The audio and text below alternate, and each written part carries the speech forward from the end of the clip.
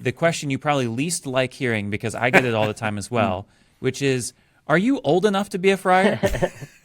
It doesn't help that I have an extreme case of baby face, too.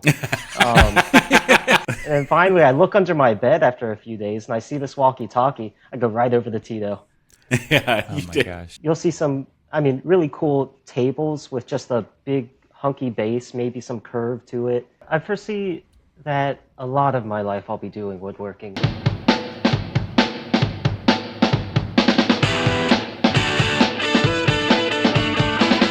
So Tito, technology is great, right? We're meeting each other from 1,000 miles away, able to talk across the internet. We love technology. Yeah. Until we don't. Right. Yeah. So my question for you is, if you could go back in time and stop the invention of one bit of technology, what would you stop? Oh. Ooh. I don't know. Because there are a lot of my students in high school actually are turning on TikTok, and they're like, "Oh, it's terrible for my life." Right, but so here's my follow-up question.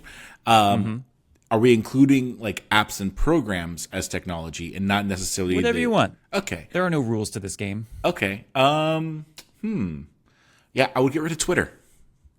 Twitter. I would 100% get rid of Yes. Twitter or X, you know? Well, Elon Musk already did that for us. Somehow it's worse. Somehow it's worse.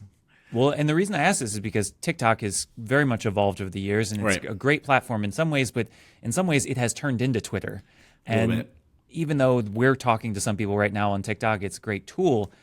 I find it consuming my life sometimes and amplifying voices I wish it didn't. Yep. Double-edged sword with all technology. I think of Jurassic Park.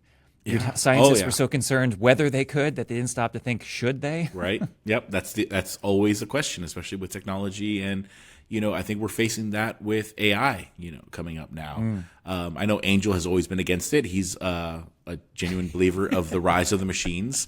But, Yep. but We should get him on soon. yeah, we should. But it's a serious question. It really is. Should we create some of the things that we're capable of creating? Yeah, I'm not on board with AI right now. I don't think they're going to take over the world quite like Angel does. Right. But I do kind of sort of believe in the conspiracy that we're just in a dead internet period now, that the internet has ceased to exist and it's all bots. There's some truth to that. Yeah, there's a lot of truth to that. There's a lot of bots out there. Yeah. Ugh. Yes. Well, speaking of bots, we've got a great one coming at you. Fantastic. Real and in the flesh. Yep. Tell us who we won today, are the celebrity winner. Oh, well, we've got a wonderful brother that I've lived with who is also a pain in the butt. So I'm not going to bandy about or beat around the bush. Without further ado, it's John Boissy. Hello, guys. Wow. What an introduction. He I know you miss appreciates living it. with me. You know what I miss? I miss the fun that we had, honestly. Like we had some good times. I'm never going to forget the walkie-talkie that I hid in your room. Oh my gosh, Oh yeah. my gosh. Were you just like playing music or noises over it? Every once in a while, when I knew he was in his room, I would go to the walkie-talkie in my room and be like, John, this is think God. I think it That's took awesome. me a couple days to realize too, didn't it? Because It did. I would hear something, I was like, am I going crazy? Maybe it was my laptop or my phone. Because I'd just be studying, and occasionally this sound would come out. And then finally, I look under my bed after a few days, and I see this walkie-talkie. I go right over the Tito. Yeah, Oh you my did. gosh. You did. I've wanted to do that with a Bluetooth speaker, but I can never find a way to keep it on because after a few minutes, it'll auto shut off. Yep, old-fashioned walkie-talkie, my man. No, I remember one time I go, John, and he goes, Tito. You've been had. Oh, man, good times, good times. Did you have to go think in we to need to bring change that the back. battery at all? Sorry? Did you have to go in to change the battery at all? Or did it No, just last? it lasted a long time. I think because it wasn't really super active unless you were like transmitting voice. So it just, it didn't, I mean, it only lasted like, the prank only lasted like a week and a half, 2 weeks. So, but it was fun. So it reminds me of, it wasn't quite a prank, but it was the talk of the house for a couple days. The alarm clock in the spare room kept going off every morning at like 6:15. And so one person went and unplugged it. The next day it went off again. And they were like, it's unplugged. What's going on? And so it became this joke that we're possessed. Like there's a ghost in our house. They took the batteries out. They're like, oh shoot, there's batteries. There was a spare like emergency battery underneath that no one knew about. It went off 3 days in a row. Oh my But gosh. it became the joke was the zeitgeist. Yeah. It was the ghost of time. Yep. It's like, oh my gosh. Yeah. Yeah. No, but I have to thank you, John, honestly, because setting this up with you was perfect. It was easy. That has not been our experience with other brothers, shall we say. Oh my gosh. One brother, if we can go through this just a bit, he got so animated at one point, he was moving his hands and he knocked the camera off the table and broke it in mid-interview. Yep. One forgot to press record. Yeah. Yeah. It was just really nice. You know, you came on the screen, your head was where it was supposed to be. It was nice. Yeah. Well, I will say instructions were very clear. Copy this link into Google Chrome, wear microphones or a headset. We try. No, this has kind of You knew become- what Google Chrome was, so you had an advantage over some of the other I brothers. guess so. I did have to Google it. No, this has kind of become an area of interest for me because we've gotten together into this new province. We had these different interest groups, and one of the things that we talked about in the house recently was one of the interest groups had over 50% of the guys, and it was a fairly large group, kind of just stopped coming to the meetings because they couldn't figure out the technology. Oh no. The technology in question was Zoom. And so I'm like, wait a second, guys, we're 5 years into using Zoom now, like on a regular basis. You're telling me enough guys had a problem figuring that out that they just stopped. I was kind of concerned, shall we say. Yeah, even money, they just didn't want to do it. But yeah, that is concerning. Yeah. I mean, you're probably right. There's a number of guys who just like, whatever. It's too complicated, or to try and figure out. But yeah, I was like, Zoom isn't new anymore. Relatively speaking, sure, but practically speaking, we've been using it for several years now. It's part of the common culture. Especially Yeah, in and it's part of the 2020. language of, sure. Yeah. Language of being young. So I'm going to ask you, John, to get us off this, the question you probably least like hearing, because I get it all the time as well, which is, are you old enough to be a friar? How old are you, John? I'm 31. 31. Yeah, it doesn't help that I have an extreme case of baby face too. So I look like I'm about 21. Yeah. Hey, it works for us. It does. It'll pay off in the long run. Hey, ride those genetics while you got them, my man. Ride them. Oh, absolutely. So you are not 16. You are not a high schooler cosplaying. You are a friar. You're a solemnly professed friar. Tell us, when did you join? How long ago? So I started postulancy in 2014, and then took solemn profession in December of 2020. Nice. So you're a veteran. Veteran, I guess, compared to some. That's 10 years though. That's a good chunk of time. It is, yeah. Now. It's kind of flown by. Yeah. It does that. How'd you meet the friars? Let's go back to the beginning. Tell us all about John. Where'd you grow up? What'd you do? What led you to join the friars? So I grew up in Cincinnati, Ohio, and never had a huge interest in joining religious life until after high school, I think. I went to a creative and performing arts high school. I wanted to be an architect, but I went for set design and construction, which is kind of where the interest in woodworking came. And then just a lot of life transforming experiences led me to look into religious life. So I went out to Boston for 3 or 4 months, because a lot more religious orders out there than what I was finding in Cincinnati, and just ease of going on come and sees there. So I went with the Augustinians, Capuchins, a couple others, but nothing really kind of set right. So I ended up coming back to Cincinnati and realized there are friars basically in the backyard of where I grew up. So I called the Vocation And they're director. everywhere. They are. They're all over that city. They are. I have this image of you 3 or 4 months backpacking across New England. Where should I live? Dominican? Augustinian? What are you? Well, funny story is after I had gotten accepted to postulancy, I took another trip out to Boston to go see some friends, and also get things settled with the school I eventually went to. And as I was kind of on the west end of Massachusetts, there were two friars in their habits, hitchhiking, thumbs out. So I pulled over, and they were coming back from World Youth Day, and I think that was Brazil. And so they're like, yeah, we're at the tail end of our journey, just coming back. Could you give us a ride as close to Boston as you can? I was like, I'm heading into Boston right now. I'll give you a ride all the way. This sounds like the hagiography, and then they disappeared. Yeah. You see the mysterious person on the road, you feed them, and you turn, oh, it was Jesus the whole time. Nope, it turns out they were smelly friars who had been hitchhiking. Yeah, probably CFRs. Actually, I'm gonna guess. Yes, I think They you're lived right. they lived in Boston, and I remember a couple of them that I knew telling me they hitchhiked to Brazil. So I might have met the guys that you gave a ride May to. have met the same ones, the same Jesuses. if I lived in the 1950s, I might hitchhike. But I heard someone talking about this recently. Just we're beyond hitchhiking. No one's going to pick you up, and you shouldn't pick anyone up. I just can't imagine this. Okay, raise your hand if you are in this talk and you have picked someone up hitchhiking. Oh my gosh, yeah. You people are crazy. There's only one odd man out here. I will say, if they weren't in their habits, I think the I wouldn't. poll.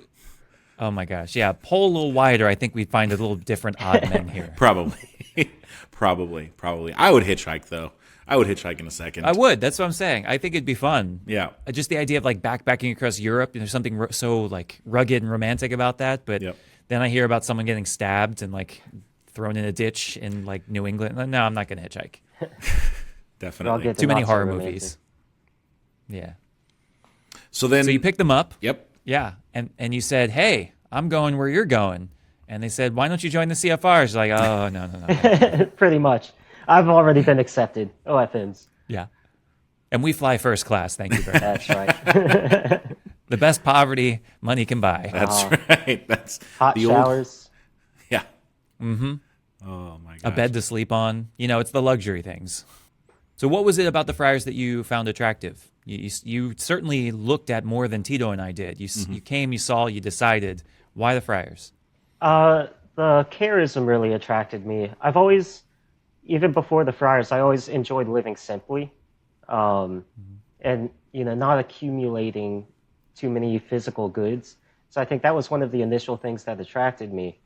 And then as I was discerning, it also came into how I felt like I could use the gift of woodworking as a religious, and it was really the Friars that were very encouraging to continue that. This is one of the things that I've thought about in your journey that I think was really providential is, the particular province that you joined has just this rich history of woodworking, right? These German friars who came over and brought this tradition and history of it, that a lot of, that tradition existed to varying degrees in all of our provinces at some point. But I think John the Baptist held on to that kind of uniquely. And I think that really kind of protected that part of your vocation through the journey of formation to allow you to develop it where you are now. Yeah, absolutely. And it's really cool down like where my shop is. Tito, you've seen it. As you go across the hallways that lead to the shop, there's all these old shops, old tailor shop, plumbing, electrical shop, barber shop, an old barber's chair. So you just think back to, 50, 75 years ago and how there were dozens of guys working down here. Yep. So when you say your shop, are you not in your shop right now? I assumed where you were. No, I'm in my shop. Okay. Yeah. So explain this to you're a woodworker. I don't think that's what many people think of when they think of Franciscan. So what does that mean? So I do custom furniture and cabinetry, whether it's liturgical furniture or for residential households. So a client will find out about me, come to me with this idea, a project, a piece, and then I'll work with them on some kind of design with a quote, and then hopefully they go with me and sign the papers and we get started. Nice. You showed me some chairs that you're working on right now, which are, looking really nice. But there's another project coming up soon that I think is pretty interesting. Can you tell us a little bit about it? Is that the presider's chair one? Yeah, the presider's chair one. Okay, yeah. I'm actually just today I'm going to start on the hand drafting of that presider's chair. So it's for St. Anthony's Shrine in Boston, which is where I stayed when I was studying woodworking, just a couple miles away from the school. So yeah, the Guardian out there called me, and I guess they've been using their Friars Chapel a lot more recently, and are going to keep up with that, but don't have a good presider's chair. Mm-hmm. So he called me asking if I could make him one. I was like, absolutely, I will. I'd love to.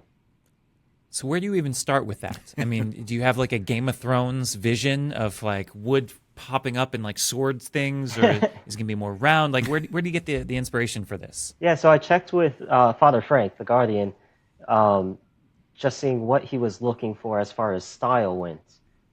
So he basically said something simple, not too gaudy, but also that matches the choir stalls that they have in there. So I came up with, I think, 7 or 8 kind of quick designs on SketchUp, the computerized drafting program I have, and then sent those to him, and then he kind of mix-matched elements of each one that he liked. So put those together, and then he approved of that. He also... All right, be honest. Yeah. Difficult client? Client? You know those people? Oh, so tough. Frank's got to be terrible. He's horrible. No, he's actually really good. Last minute changes. Not yet. I love the wood, but could you make it out of gold? He did even, he came out for the Solemn Professions and the Ordination about a month ago, and he brought a seat from the choir stalls with him on the airplane so that I could match the color and finish. How? Did he buy an extra seat on the plane and put the chair in it? He just carried it on with him. Mm-hmm. He said okay. It was a little awkward being that person carrying some random object on the plane. It's like, I've seen so many people do it, I'll be the one to do it this time. All right. I've never heard of someone bringing their own chair. Yeah. But that makes your life easier, doesn't it? Oh, absolutely, yeah. Exact match of the wood, or at least the color and everything like that. Mm-hmm. That's pretty cool. And you showed me your shop. It's pretty impressive. But tell us a little bit about where you went to school, because you didn't just go to any old trade school. You went to a very specific one. Yeah, it's called North Bennett Street School, in Boston, in the North End. It used to be on North Bennett Street. Now, plot twist. Yeah. But a couple of years ago, they switched and moved on to North Street. Mm-hmm. So there are 2, I guess, really good full-time woodworking programs in the U.S. One is out in California. The other one's in Boston. The one in California, as far as my knowledge of it, has more of a focus on modern style of furniture, and the one in Boston works a lot with traditional furniture making. The idea being that if you learn, the Queen Anne Chippendale style of furniture, then you can really do anything modern afterwards. Mm-hmm. What would be modern? Is like a chair that has only 2 legs, or are we thinking like postmodern crazy things? Yeah. I mean, you'll see some, really cool tables with just a big hunky base, maybe some curve to it. Mm-hmm. There's on social media, I don't know if you guys have seen the resin pouring. Oh, yeah. They'll take like slabs of wood and then pour resin into it. So that's not something I did at North Bennett Street School, but probably easy enough to figure out on YouTube.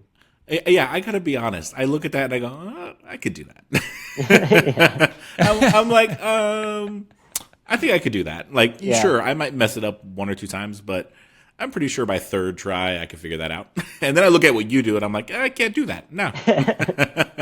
Yeah, so I would love to see John on social media in the style of the girl who makes the sound effects while she makes her woodworking. Have you seen this girl? I don't think so. No.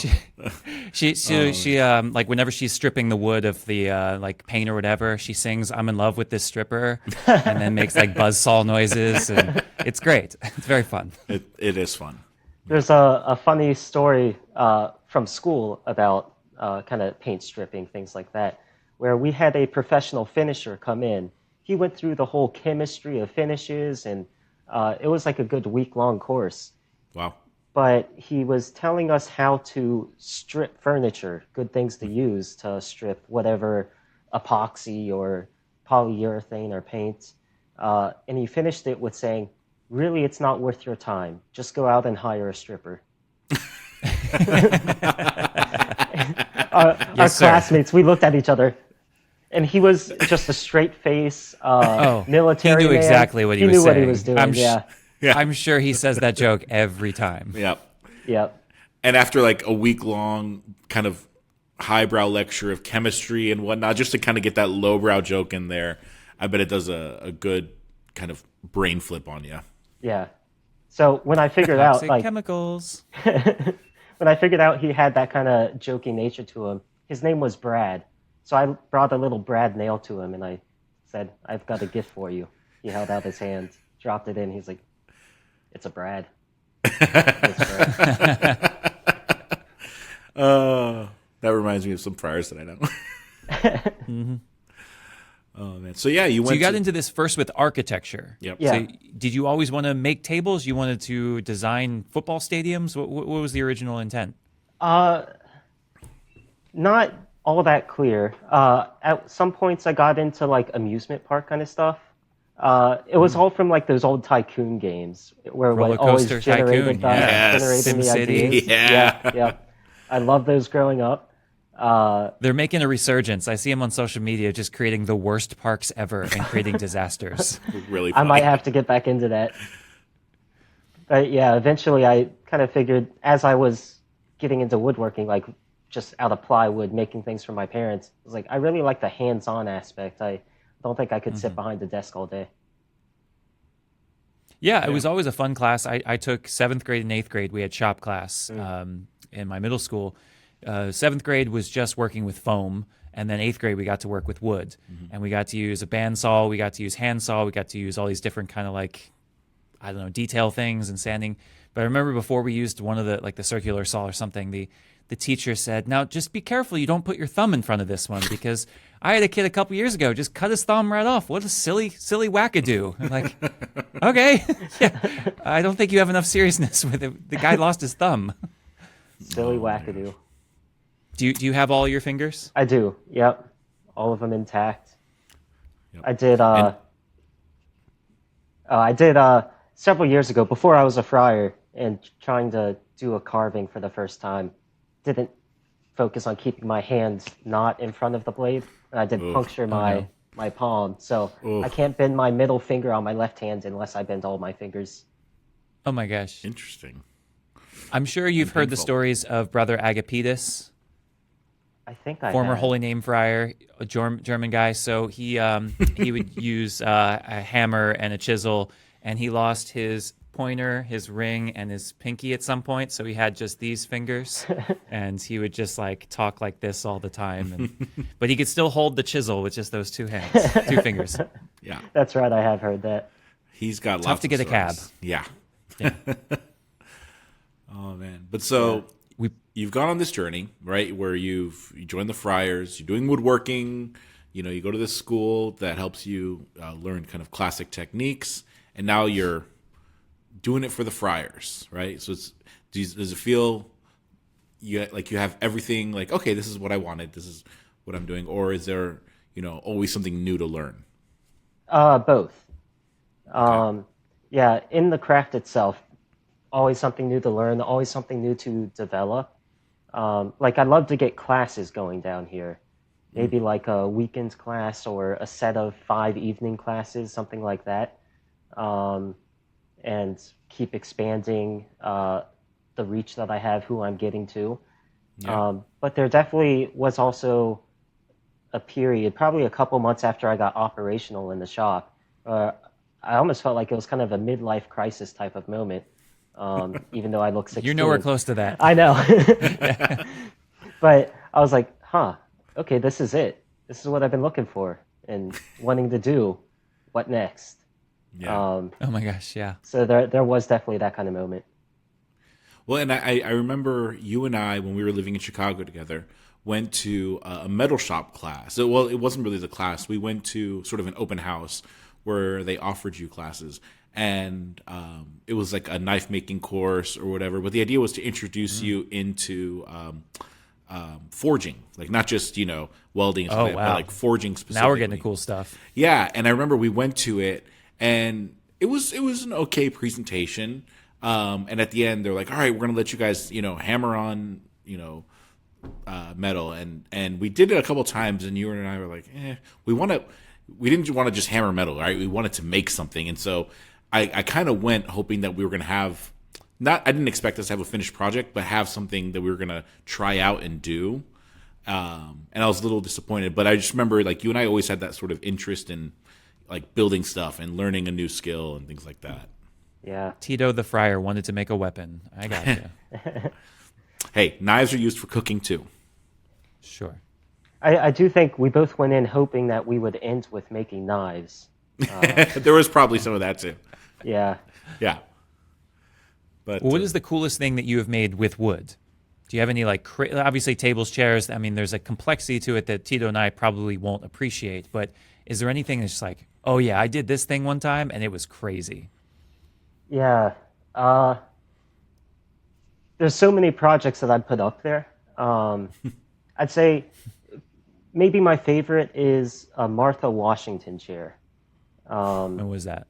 So it is a heavily upholstered chair.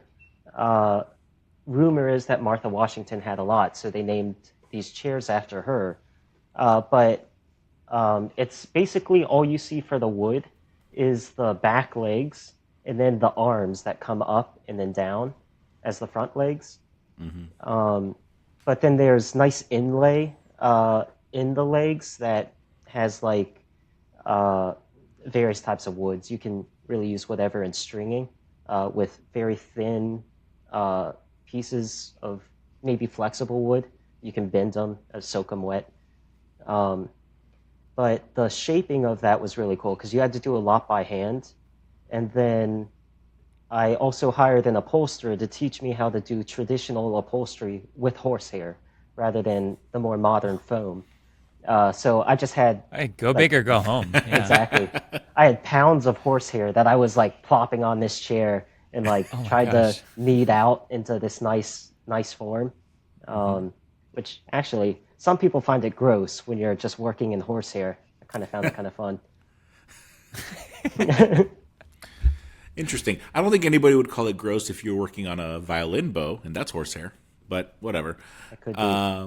Yeah, I don't know if you're like kneading the hair though. No, that's interesting. Yeah, go big or go home. You weren't kidding, man. I guess part of it too is it can look like facial hair or something. Okay. And so people feel like they're just like messing with someone's hair. Okay. Again, I will point to another profession, barbers, but sure, whatever. Mm-hmm. Yeah, I don't think the barbers play with the hair afterwards, though. They pick But up I don't all know. the We'll hair have on to the ground. ask Angel. Well, we do have a friar that did art, and he collected fingernails for years, so who knows? Yep.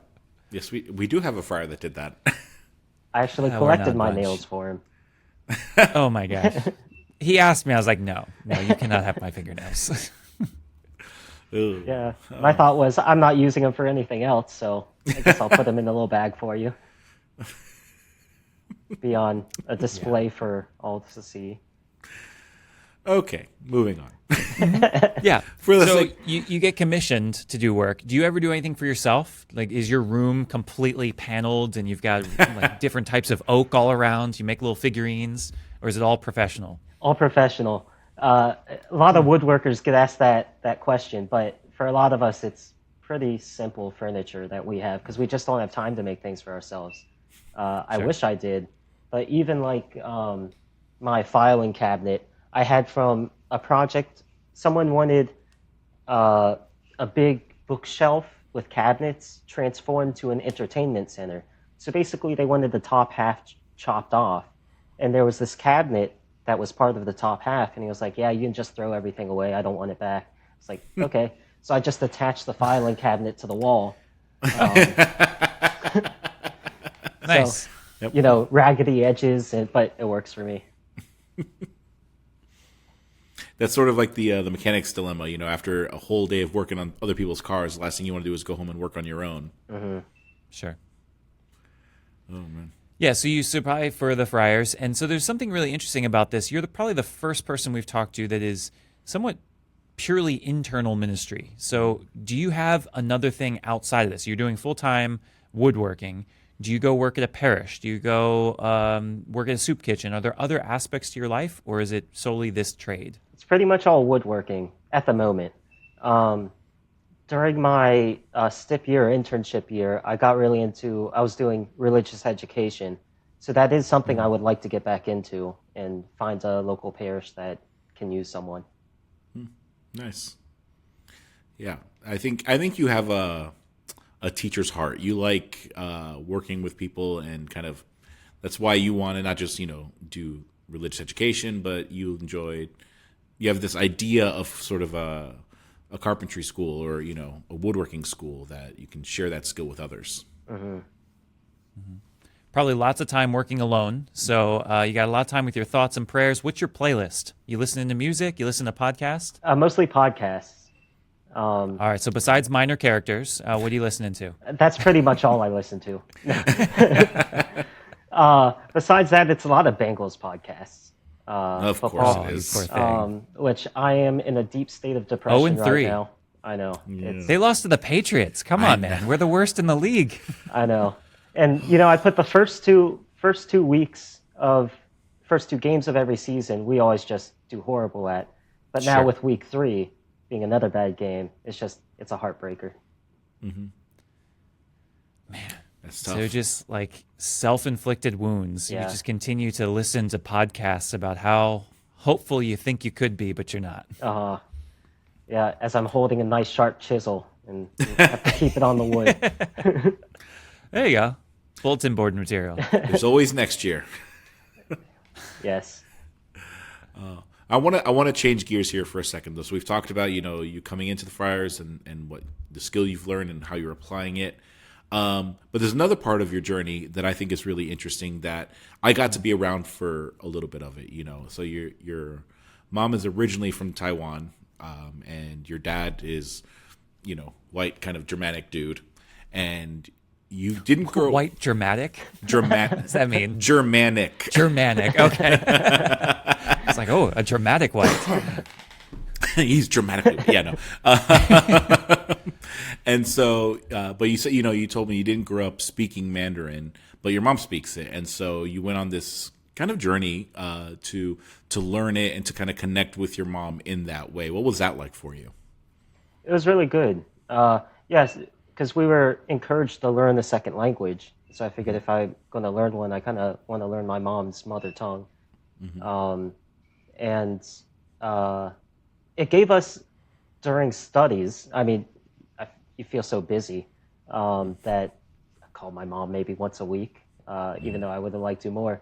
But it gave me a lot more opportunities to call her as I started learning Mandarin. I was like, all right, Mom, help me practice. And then also doing that helped me pick up the tones and Oh, yeah. do pretty decent at the 4 different tones of Mandarin. And it's continued. Even when I went to a study abroad in Shanghai over a summer, and then even now I'll go over for lunch or dinner occasionally, and we'll try to keep it to Mandarin some of the time. Wow. So Yeah. how good is it? Do you feel confident, or is it still kind of outsiderish? I feel confident enough to get around. So if I was in China, Taiwan, I could survive no problem. In-depth theological conversations would be a bust. Go ahead. Try to explain the Trinity in Mandarin right now. What's the best you can do? 三是一, 3 in 1. There you go. Best I can do. That's it. You got it. Yeah. No, I mean, hey, listen, you can do it. I went to Italy and with no Italian had to start studying philosophy and theology. So if I can do it, you can do it. Uh, I don't know how you did that. I know Josh Critchley did that. One of my classmates who left, Sal Baca, was trying to do that, but couldn't learn it. So Sink or swim, my I'm man. curious what Sink or that's swim. like. I'm curious what that's like growing up in a household like that. So you grew up around it, having a different language and a different culture than you were living in. Did you feel like it was your culture as well, or did you feel like that was your mom's culture? I think there were aspects where it felt like my culture as well, especially the food, because my mom would always cook great Chinese food. But then when it came to the language, it was definitely more like someone else's. Or when it came to a family gathering in Taiwan, it kind of felt partially mine, but a lot of the rest of the families, because we'd gather and everyone would talk in Mandarin, or half the family from my mom's side would be familiar with the parts of Taipei and where to go to get this good food or this good shopping deal. I was like, all right, I'll tag along. So it's been like with the language now. Do you feel like it's more yours? Do you feel kind of like you've been adopted by this family that's actually yours to begin with? I mean, what's that like? Yeah, it feels like it's more mine. Yeah, I went to Taiwan, for an example. I went to Taiwan in January, and my uncle happened to be over there as well for a couple months. And then one of my aunts came too. So that time was the first time since I went back that we were able to sit down at dinner, and I couldn't converse as much as they could, but I was able to at least get involved into the conversation. That must have been exciting. And they're like, oh, look, our little cousin, our little nephew, or look at him speaking now. Yeah, Did you feel like they were surprised or happy to see it? Yeah, they were happy, and very encouraging too. Tito, this is probably not too far off from your own experience because you have obviously both parents are Puerto Rican, but you grew up in Florida and Germany. Yep. You didn't speak a lot of Spanish as a child, and you kind of learned it a little bit later. Yep. Do you resonate with that? I do. I feel like so. I mean, I think our experience is a little bit different. I don't know how often. How often would you say you went to like Taiwan as a kid? It was about once every 3 years. Okay, so actually our experience is pretty similar. So, when I was really little, living in Florida, we went to Puerto Rico a few times, but several times. But when I was 6, that's when we went to Germany, and we went back like every 4 years. And so, every time I went, it felt like there was like this massive time jump where all this stuff had happened in everyone else's life that, I was kind of playing catch up. And like Casey said, I spoke English. I didn't really speak all that much Spanish. I understood quite a bit of it, but I couldn't participate in the conversation, and I always wanted to. And so that's why when I would say like 17, I got the chance to go by myself for a month, and I really kind of just with my cousins, I told them, don't speak to me in English, speak to me in Spanish. There was one cousin that his English was like native English. So he and I still spoke English a lot, but then we'd go out with his friends and it'd be all in Spanish. So, that experience is interesting because it feels like your culture, but it also feels kind of distant. And, there's this tension. I think that a lot of either immigrant kids or the children of immigrants kind of feel in the sense that you're American, you're also this other thing. English is your mother tongue, but there's also this other language that, is a big part of your culture.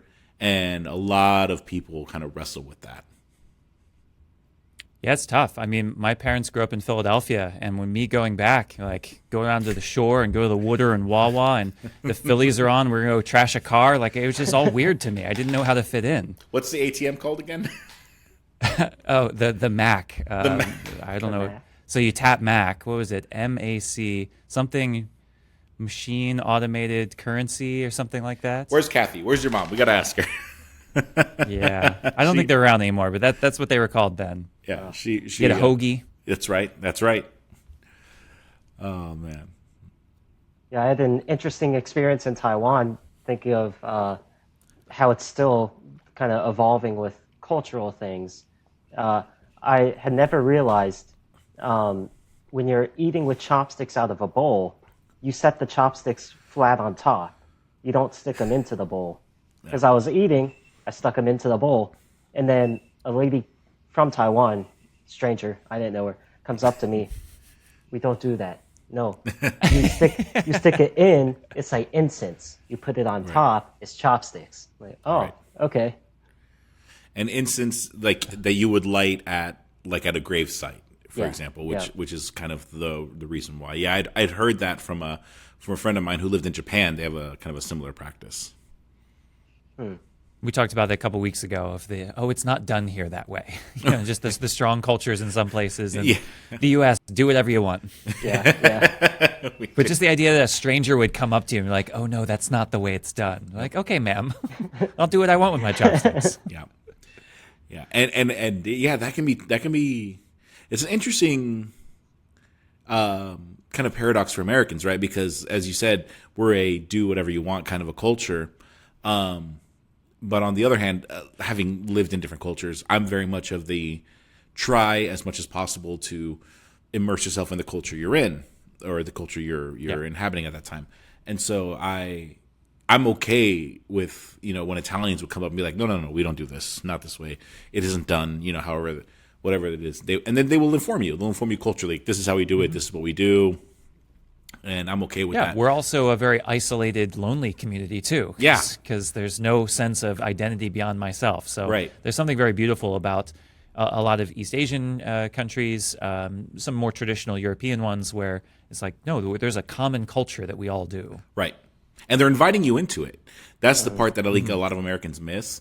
They think, this they're being rude. I just want to eat my food. It's like, well, they're inviting you to participate in their culture the way that they do it. Don't think of it as a put down. Think of it as an invitation. Yeah, absolutely. Have you been invited to do odd things? What's the weirdest thing you ate in Taiwan? Oh, weirdest This is a thing common I question we ask. ate? I mean, weird for us probably. Intestines. Yeah, I've yeah. had that. Yeah. Yep. Also, I've had fish eyes. When you have the Okay. whole cooked fish, and just Uh-huh. dig those eyes out. Pop them out. Yep. Little jelly bean. Yeah, yeah. Yep. It's kind of Not like me. Jello with a pit. Yeah, no, exactly. It's no. So before we go, let's look to the future. And you had said something before where you had that little midlife crisis. You're making the wood and you're like, oh, well, this is it, I guess. There are lots of things that obviously we could do as a friar, and I don't suspect that you're going to change your career completely. But do you see a future for yourself that's a little different? Do you see that you're going to do woodworking the rest of your life? Is it going to be a different style? What's the future hold?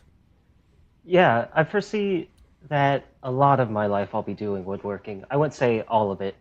I hope it, continues to develop both in terms of like having classes and outreach, but also, coming up with my own style. Because right now it's a lot of taking the ideas of other people and making it reality. I'd love to come up with something unique that has a good market, a good look to it. But yeah, That's interesting. I had not even thought of that as like an artist and as a designer. There would be in 50 years a Boissian style. Yeah. Like, oh yes, I remember when he created that back in 2037. Like, well, it was so innovative and amazing. yeah. I have a brand mark, so I brand all my furniture that I make. That's cool. And the hope for me is like ideally, years down the road, I'll be long gone, and they'll be like, "Oh, that's a Boise piece. Yeah, It's valuable. See it in a museum or something." that's pretty cool. That's the crazy thing though with artists though is you're often not recognized in your time. So you're saying, oh, it'll be so cool when I'm gone. Yeah, I'm fine with that. Part of being a miner. Yes, it is absolutely being a minor. And so where do you put this? I'm assuming it's not like right in the center of the chair, right in the middle of the table. Is it like underneath? You have to go look for it? Yeah. You always have to look for it. Sometimes it's underneath. It could be on the back. If there's a door, it's probably on the inside inner corner of the door. If chairs, if it's upholstered with a seat, you probably have to pop the seat out in order to see it. Okay. Yeah, so there's something cool about that where you do get to mark it. It is your thing. It is important, and you sign it, but you're not the center. It's not about you, so to speak. Exactly, yeah. As much as it should be. Try to not make it about me. You could have little Easter eggs. Can you hide some things in the grooves or something? Sign your name. Yeah. You know, Let's start a massive conspiracy where you just hide like coded messages in your art pieces through different things, and it'll just be a fun game that we'll play with the rest of the world. Forget that. Just take that brand and go around and mark other people's work. I've tried. I also chased around one of my classmates at school with the brand, trying to brand him. Wow. Okay. And your psychiatrist's name is? We just need to have a quick conversation. I'll send you an email. Mater, here's your guardian. Before I said, I don't expect to be doing it like all of my life too. Because I also do think internal ministry is very important with like, we have counselors, formation, guys on formation teams.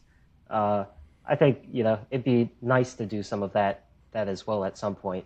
Get a break from this and then serve our fraternity in that way. So I fully expect to be doing something like that during, this time of ministry.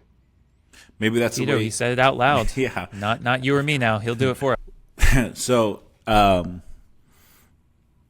was just thinking like this is a good way for you to sort of start your journey down one of these paths. If you're looking for students, maybe, guys who are in formation, who are interested in learning woodworking would be a good place to start. Yeah, absolutely. Do you take a lot of commissions? I imagine it's slow work, so you can't put your name out there completely. But do you have a list right now? Yeah. You're booked up for a year? Yeah, so all the things signed off on, I'm booked through 2024. Oh my gosh, okay. And then there's probably another good 4 or 5 projects that are just in the works. Someone said, hey, I think I'll want this, but I'll get in touch with you later about it, things like that. So if someone wanted to get in touch with you, how would they do that? Best way is probably social media, either Instagram or Facebook. I'm on both those under Friar Furniture and Crafts. All right. And I hear you're going to add sound effects and funny things soon. Oh, yeah. New inspiration. Oh, yeah. Yeah, every hand plane that I plane, you'll hear that. I like it. Yeah. So it's Friar Furniture? Yep. Friar Furniture and Crafts. Friar Furniture and Crafts. Instagram, Facebook. Yep. And then email is friarfurniture@yahoo.com. Well, that is awesome. I hope some people reach out to you with some really creative ideas. Thanks. Yeah, that'd be cool. The more creative, the more fun. Well, brother, it's been wonderful having you here. Thank you so much for joining us, but thank you for your work that you do, creating presiders' chairs and tables and altars and wonderful things for the church and for people to experience beauty. Someone needs to do it. Why not a friar? I think that's wonderful. And thanks for sharing your gifts. So, Tito, do you get envious when you think about that, when you're doing, your assignments, when you are preaching, when you're doing some kind of tedious work, and you're like, man, I wish I could just be a woodworker. I wish I could go into a room and only deal with machines and wood and not have to deal with people. Absolutely. Yeah. Yeah. And I don't mean that it's easy. I mean, Right. It would take years and years to perfect, but you have a little bit of that to know, like, oh man, if I just had 3 weeks to work on this would be awesome. Yeah. One of the ways that John and I kind of grew close is that I would, when we were living in Chicago, be in the shop in the basement of that house all the time too, working on other little projects. For me, it was a hobby. It was a way to be creative. But John took it very seriously, and it's a form of art for him as well as a profession. And I do there's a part of me that envies that he kind of gets to do something like that. I do think of it sometimes when I'm in Italy or going to some of the older places and think, no one's going to ever remember a single homily I preached, But man, this bench has been here for 800 years. That's incredible. And you just look at the intricacies of it and the fine details. Like this is for the glory of God. This is incredible. So I'm going to paraphrase a little bit of something that he said when he gave me a tour of his shop. You can buy a chair on Amazon for like $50, right? A wooden chair, put it together, and it'll last you maybe about between 5 and 10 years. Or you can take one of the chairs that he's building, and it'll last you for generations. And it really will. Like, he's building solid pieces of furniture, things to get that joint together really nicely, things that are built to last. And they're not just going to be one person's lifetime. They're going to be able to hand it on to other people, or sell it in a garage sale. But the reality is, it's not about the quickness or the convenience of it. It's about building something that endures. Yeah, because I think it could be very easy to look at some of these things and see probably the price tag, which we didn't ask him, and see a high luxury item. But you could also see it in light of Laudato Si and Pope Francis criticizing the world for being such a throwaway society. Just like that. Oh, I'll get this cheap chair. Oh, I'm done with it after 3 years. I throw it away. I mean, we both work at universities. Think about in May every year, the dumpsters are overflowing with terrible furniture that they bought for 1 year. We don't really take stock or give credit to the intimate details of the things that we use, how important the quality is. I wish we looked and we said, oh, I want a good table, a good chair, something that, as you say, could last generations and we could pass on. How beautiful that would be. I mean, I've definitely gone through those dumpsters too at the end of the year because sometimes they just I expect nothing less. Sometimes they just throw those things away because they're moving, and other times they throw them away because they're broken. The amount of furniture that doesn't even last 1 year, I get it. It's hard to move furniture in and out of a place constantly. It's easier to just order a cheap thing, but I think there's something really beautiful, and as you said, sort of in Laudato Si, as something very respectful of creation, in that you're building stuff that's meant to last. Yeah, and people, unless they look for that little brand thing that may not even be on it, may not remember who made it, but they get to live on. And so, as we say, in a world of main characters, be a minor character like this. You make actually a major difference. Absolutely. Wonderful to have John here. Wonderful to see you, Tito. We'll be back next week with another great interview. Peace.